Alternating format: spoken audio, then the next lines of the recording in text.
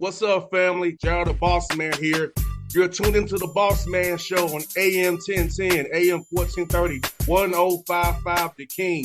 Let the King out at 105theking.com and the Bossman Show at bossmanshow.com. Hit me up on Instagram, the Bossman Show, Twitter at Bossman Show, and Facebook, Bossman Show. It's the Bossman on your radio. Listen to the Bossman Show with your host, JR, Saturdays at 9 a.m. right here on AM 1010, The King. What's up, good people?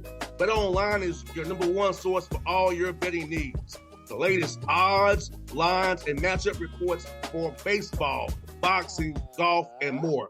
BetOnline continues to be the fastest and easiest way to place your wagers, including live betting and your favorite casino and card games available to play right from your phone. Head to the website or use your mobile device to sign up today and get in on the action. Remember to use your promo code BELIEVE, B-L-E-A-V, for your 50% welcome bonus on your first deposit. BetOnline, where the game starts. BS3 Network, changing the way you watch TV. Yes, BS3 Network, changing the way you watch TV, covering content and hot topics from A to Z, sports, music, society and culture, movie reviews, you name it, we have it. Check it out on bs3network.com or check us out on Roku, BS3 TV on Roku, as well as check out your favorite podcast on all podcast platforms or Spreaker.com/BS3 Network. You are now tuned to BS3 Network.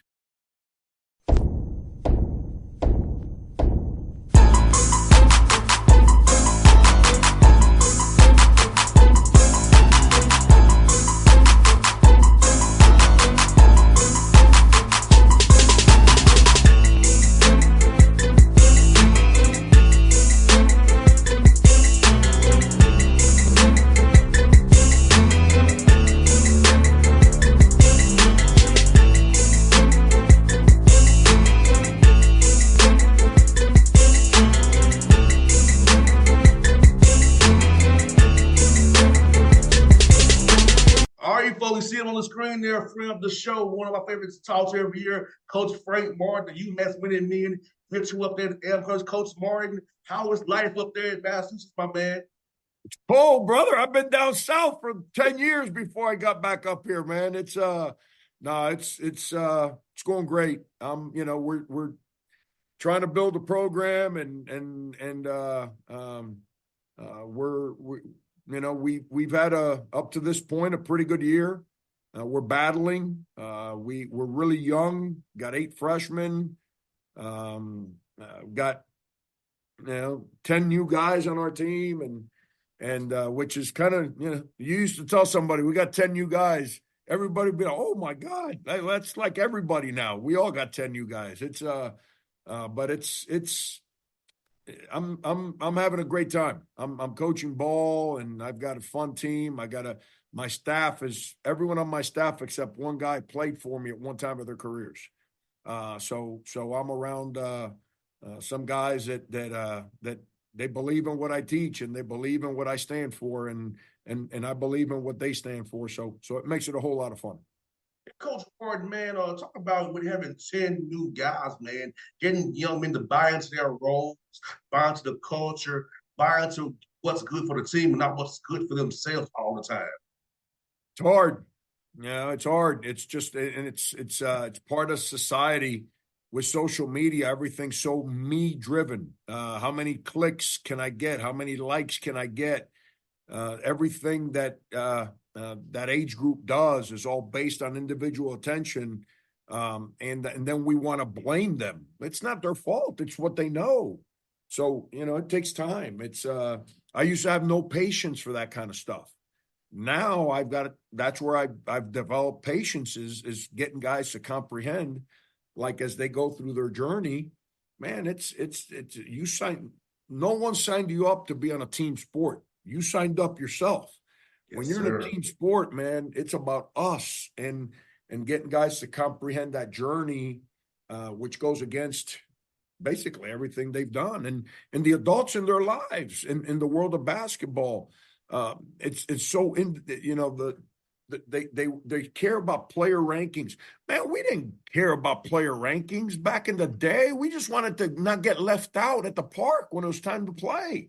Ain't no one care whether you were the number 1 player, number 8 player. Like, help us win this pickup game or else you ain't getting back on the court. And but we've created a world now where it's all this player ranking and individual attention. And then we turn around and blame them when that's all they know. It's not their fault. So, we've got to be patient as we try to figure all that stuff out. No doubt, Coach Martin. Like I said, you said, man, being here in Atlanta, you know how you said it, man. I just wanted to get out there and play ball. I didn't care who was the best. As long as I could get some touches, get on the court, get some buckets, it was cool. I didn't care about no rankings. It still worked out for me, Coach. Look where I am today, man. Yeah, it's like no one gave us free shoes to go play in some tournament in another city. You went to the park, man, and you play with the fellas from your neighborhood amongst each other. And every once in a while, you went to another park and played against the fellas from that neighborhood. And if you didn't cut it with the fellas in your neighborhood, they weren't letting you play when you played the guys in the other neighborhood. And like I just told one of my players today, like, hey, no coach ever taught me my role. My role was taught to me by my older guys I played with. If I took a shot I wasn't supposed to shoot, they say, yo, man, you shoot that again, we're going to pop you in the head. If your man scored, like, yo, get off the court. You can't play today. It's now like, got 16-year-olds saying, what's my role? Man, your role is to show up and do what I ask you to do. That's what your role is. No doubt. And, but we'll get there. It's all part of the world that we live in. That's where patience has to come in. Because that used to be my response. Well, can't be my response anymore because these kids don't comprehend that. So my response there has to show them how the roles are created, not by me telling them what to do and not to do. And, that's a journey. Let's all be the best version of who we are every single day and be consistent. No doubt, Coach Martin. That's something that young men that age really need to understand is being consistent. That was something my dad always told me. It's like, try to be better the next day. At least excel and being consistent in what you do. And I told you before, Coach, I didn't have the best handler in the world, but I could shoot and defend in our hustle. Those things couldn't travel. So my dad purposely taught me stuff. Hey, while you're a football player at first, but on basketball court, you shoot, defend, and rebound and hustle. You be on the floor. And I was on the floor because of those things, Coach, because my dad taught me to excel at what I'm good at. Well, that's the difference between individuals and team sports. If you're in boxing or wrestling, if you get in your feelings, you get laid out. Mm-hmm. You get in your feelings, you get laid out. Well, when you're in a team sport, if you get in your feelings, you're depriving your team from winning. Yes. And so teammates, coaches on team sports don't like people being in their feelings.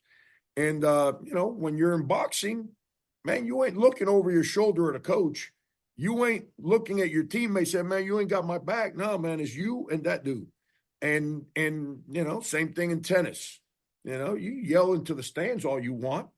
You're the one hitting the ball. You get in your feelings, your emotions ain't going to let you hit the ball the right way. And when you're in team sports, you got to get into the team's feelings. You can't be worried about missing a shot or making a shot or good things being said about you individually. It's about your team. And when you're in a team sport, your joy comes from elevating the people on your team. So how do you do that? You do that by being consistent every single day. Don't bring a different person in here. Don't bring different. Today I want to shoot. Tomorrow I want to rebound. No, man, bring the things that you can do every single day consistently. And when you learn to do that, then the team can trust you. Then your feelings get into the team. And then on days that you're not playing well individually, your team is still winning because of you being consistent. It makes you feel better. That's the beauty of team sports. No doubt, Coach Martin. Coach Martin, you all played a lot of close games this year, man. And I know you and I both know you can't put up in practice. You can simulate it to a degree, but it's not we had those referees and crowd of other fellas out there to really simulate those close games, man. So how has it been going through so many so early? and getting guys prepared as we get to the point here, February and March here coming up. Yeah, that's the world that when you got so many first year players, you're going through all those experiences with them for the first time. Like, back in the day when I had Thornwell and Carrera and all those guys at South Carolina, we'd been through it together for 3 years. I knew how they were going to handle the moment and the next day. I didn't have to try to figure all that out. Dealing with so many first year players, everything's new. Everything is, me understanding how they're going to handle missing a free throw with the game on the line, or not executing, or missing a shot, or how do they show up the next day when they feel like they didn't do their job the right way and we end up losing a 1-point game? I got no. Or you make the shot and then you come in the next day and you think you arrived and you don't want to do what you're being asked to do because it's the first time we go through it. So how do you manage all that? That's the thing that's difficult about this new world that we're in with so many first year players every day. And when you're in a league like ours right now, the Atlantic 10, every game's coming down to the last possession of the game. It's like not just our games across the league. I don't care who plays where. The top team number one and the team, whoever's the bottom team, they play. It's coming into the last media timeout. Every single game is being played to the last media timeout and to determine who wins and who loses. And it makes it really, really difficult. Yeah, Coach Barr. That's why I feel like with it being so close to margins, those the scouts you give the young men discipline, having a game plan discipline, the little things, 50 balls, get on the floor, hustling, free throw blockouts, all those small things, the intangibles, would really matter when the games is razor thin every night out. Yeah, I say this story all the time. I'm going to pick on him because he's like a little brother to me. It's Michael Beasley. We get ready to play the first game he ever played in college basketball, and he was falling asleep in a scouting report meeting. And I stopped the meeting. I made him watch it standing up. And after the meeting, he comes up to me. He says, Coach, I've never done this before. I know I got to get better at this, but I've never done this before. And I said, and as you figure this out, you're going to realize how much easier it is to play basketball. Well, by the end of that was his freshman year. By the end of the season, now he was glued on that film. He knew where the double was coming from. He knew what people were trying to do to guard him so he can get to his spots and score.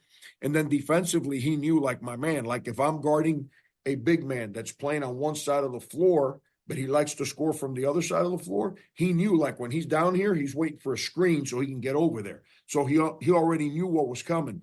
And then he player tendencies, wants to dribble right, wants to dribble left, pull up jump shot going left, driving to the rim going right, whatever it may be.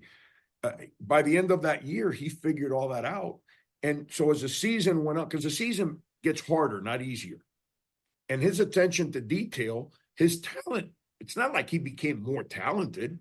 I mean, first game he ever played, he had 36 points, 22 rebounds. I mean, but his talent was good, but he was able to continue to elevate how he played and elevate his team because he started to understand scouting reports and film and all those things. And that's the journey as a player. It's comprehending that.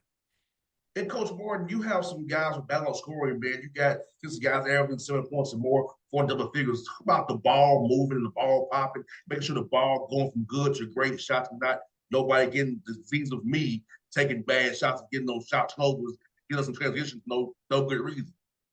Yeah, that's I hope I don't get myself in trouble with what I'm going to say, but that's where the influence of the NBA has kind of poisoned our game a little bit. Because the guys that are making $40 million, they don't cut and screen anymore. Golden State, they do, but most 90% of the teams, the guy making $40 million doesn't stand in the corner and he don't screen and he don't cut. He plays with the ball in his hands at the top of the key and everyone else stands around while they do what they got to do. Everyone sees that and that thing filters down. And now we're coaching like that in college and even in high school. And we're cheating players when we do that. You got to teach guys how to move, how to cut, how to play together. In the NBA, they got defensive rules, which makes it hard to help. And if you make it a one-on-one game, the most talented player usually wins.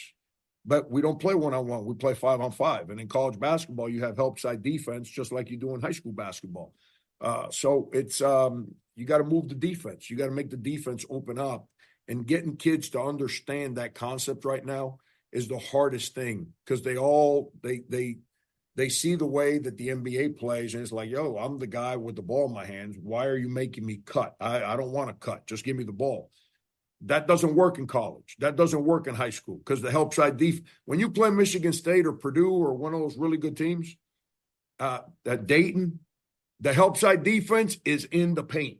If you don't move the ball, they will sit in the paint. You're not getting any layups. And if you can't get layups or free throws, you don't win. So you got to move the defense. To move the defense, you got to make cuts, and you got to move and pass and move bodies to spread the defense out, so then you can get inside of it. And that's the challenge, and we work really hard at that. And that's why you see the balance you see on our team, because we're not defined by one player. We play offense collectively, and as of yesterday, I don't know what it is today, we were leading the A-10 in scoring. We're averaging about 80 points a game. And it's the balance that we have that makes us consistent and gives us a chance. Coach Mark, you're doing a good job on averaging 11 turnovers a game. And so I think you want to get that lower probably. This is not trying to make me live balls. Let's try to keep them dead, make them dead balls or screens or something like that. Not to run out. So about trying to limit them turnovers. Always got touching the ball and making sure you value that basketball and not get some transition defense, man. Yeah, it's we all want to shoot threes, and analytics.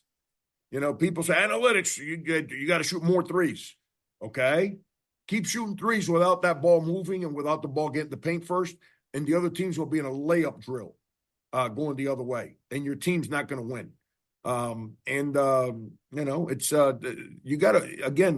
the defense has to move. If you don't move the defense, then it becomes easier to defend. Defending's never easy, but it becomes easier to defend, which makes rebounding defensively even easier. So you got to move the defense to stress the defense. And when you stress the defense, then people are not as aggressive running at you. So that's the challenge. And I'm lucky. The leading scorer in the history of K-State played for me. Second leading scorer in the history of South Carolina played for me. So, player of the year in the Big 12 played for me. Player of the year in the SEC played for me.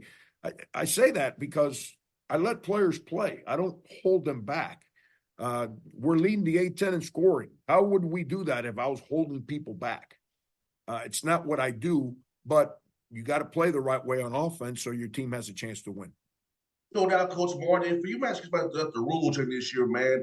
The secondary defender not getting the charges anymore, Coach Martin. How did it change the way you teach defense now for his help side, now knowing that you can't get a charge to answer the lights now and wall up for the best? You can't just take it the chance anymore. Yeah, I couldn't agree with you more. When they told me the way the new charge rule was going to be portrayed and all that, I told them, I said, if you got an issue with people taking charges, that charge line that's in the lane, just move it further out. If the issue is people taking charges too close to the rim, then move the line further out. But it's people just, I don't know. It's everything is protect the offensive guy, protect the offensive guy, protect the offensive guy, and then the defense. Nobody ever cares about protecting the defender. And at the end of the day, we're all trying to win, and the game should not be designed for the team that has the most individual talent to win. This is not a one-on-one contest. The game should be designed for the best team on that night to win, however that you want to play. The game should not be played the same way by everybody. That Pete Carrill became famous because his teams played differently on offense than everybody else. Virginia plays that pack line defense. It's awesome to watch Tony Bennett's team play because they play defense differently than everybody. My teams, we play defense differently than most teams, the way we try to defend. That's the beauty of our game, is that you can play different ways. And things that always got me thinking. And I think we continue to create rules to kind of protect the talented players. And it shouldn't be about protecting individual players. It's about creating an environment where the best team can win. No doubt, Coach Martin. I agree with you so much, man. I feel like you gotta let guys have a chance to defend. You gotta stop the ball. Like I get you love offense, but defense is beautiful too. All right, it's supposed to be a two-sided game, not a one-way game. I feel like even in the NBA, the rules are skewed towards scoring the basketball defensively. So I don't know how you get to defense when you got one hand tied behind your back already trying to defend somebody. It like that's where analytics. It all sounds good. Well, your analytics are going to be good if I'm the guy playing defense. But now you put, I don't know, Kobe Bryant or somebody like that, some person that was like a great defender out there. All of a sudden, your analytics aren't going to be as good. Analytics are not tied to numbers or actions. Analytics are tied to the people you play against, and that's the whole argument with analytics. We're not computers, man. We're human beings, and we play against other human beings. We don't play against numbers and computers, and so your analytics at some stuff might be good when you play against me, but they're not going to be good if you try to do the same thing against Kobe Bryant or LeBron or Michael Jordan or whoever. It's I don't know, man. It's we've walked into a world where we try to act like the human element doesn't exist, and we've created a mechanism where everything is a computer number, and the computer number is a source of information, but it's not the telltale sign. It's you got to figure it out as you go on, for lack of better words, because we're all different. Yeah, you got to have a feel for the game still, Coach Martin. I feel like the feel is gone because so many guys just rely on the numbers. Let's go about the flow of the game. Let's look at how the game's been officiated. That like let's look at let's not just go to a number and say, well, this number says this. No, I feel like the gut feel of that game, Coach, that environment and that vibe and how it's going that night to lead the way, not what somebody printed out for you on a piece of paper. Yeah, that's where analytics and the game itself, that's where they collide. It's analytics sound good when you're playing a video game. A little different when you got a human being on the other side, man. You got a human being. There's some things analytics don't measure up against. Heart, toughness, desire, mindset, smarts, athleticism, length, all those things. Those are things that analytics don't describe that. Well, but that's what you play against. Sometimes you play against slower players. Sometimes you play against faster players. What works against a slower player doesn't work against a fast player, and vice versa. And so you can tell me all you want about analytics. And when I mean you, I don't mean you. I'm talking about like people want to throw analytics in your face. And I get it. They put the 3-point line. You better take advantage of the 3-point line, shoot some threes. But if you're a team that just wants to let go of threes, good luck, man. Because when you play one of those teams that got a bunch of, what works today might not work tomorrow, but you better have a personality and a consistency with who you are and how you go about your business. That's one for you, Coach, man. We got your guy, Chris Silver, down here with the College Park Skyhawks. Tell me how happy you are him being out here that you leave us, Atlanta Hawks here, man. And hopefully he'll get a call up here real soon by some team in the league who could use a nice player like him, man. Yeah, he's having, I don't follow his stats because I'm not a stats guy, but I do understand he's playing really, really well right now. And so it's he's proven himself on an NBA roster. He just needs somebody to give him an opportunity so he can bring, again, analytics. So what he brings to the table is not analytics. It's an unbelievable teammate, courage, tremendous effort, character, demeanor, like competitive as competitive can be. A great teammate, guy coaches kind of just enjoy being around. All that creates positive energy, man. And that's what and then on top of that, he's a good basketball player. So hopefully someone gives him a chance. I know he's a man of God, so he doesn't get out of bed and he doesn't live life like mad at anybody. He's going to take advantage of every opportunity given to him and try to uplift the people around him, and the people believe in him. And hopefully somebody gives him an opportunity as we move through this. 100% with Coach Bart. It's been a pleasure having the show again. And as always, look forward to seeing you during the live period like we do every year, man. And I hope we'll talk to you in March. I'll be going to the big dance hopefully as well, Coach. Hey, my brother, I got to ask you one thing, though. Yes, sir. Man, why you wearing a Scully down in Atlanta, man? It's chilly today, Coach. Man, why like all these years, man? Why you wearing a Scully down there, man? Now, come on, man. I need two up here, two of them. I need a Scully and then a hat and then my hoodie over it. That's all good. Hey, Coach, last 2 weeks ago, it was 12 degrees here, Coach, and school was out because it was too cold. I'm not even going to touch that one. I'm not even going to touch that one. I couldn't believe it, Coach. Our school because it's too cold. I'm like, really? That's what our school for? Not snow. It's too cold. Like, wow. Hey, let me know next time we have that day down there. I'm going to fly in there with a T-shirt on. Do, Coach. Hey, Coach, I'll see you soon. It was fun as always, Coach. You're the best. All right. BS3 Network. Changing the way you watch TV.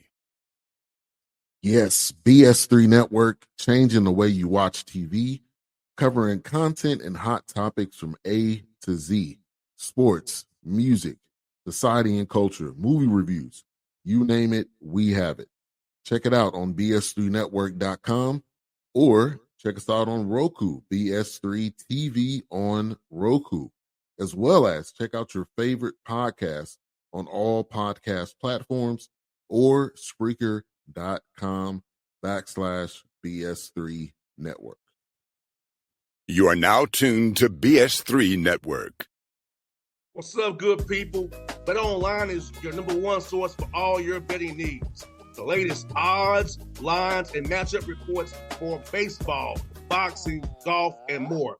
Bet Online continues to be the fastest and easiest way to place your wagers, including live betting and your favorite casino and card games available to play right from your phone. Head to the website or use your mobile device to sign up today and get in on the action. Remember to use your promo code BELIEVE, BLEAV, for your 50% welcome bonus on your first deposit. Bet Online, where the game starts. What's up, family? Jared the Bossman here. You're tuned into the Bossman Show on AM 1010, AM 1430, 1055 The King. Check The King out at 105theking.com and the Bossman Show at bossmanshow.com. Hit me up on Instagram, The Bossman Show, Twitter at Bossman Show, and Facebook, Bossman Show. It's the Bossman on your radio. Listen to the Bossman Show with your host, JR, Saturdays at 9 a.m. right here on AM 1010, The King.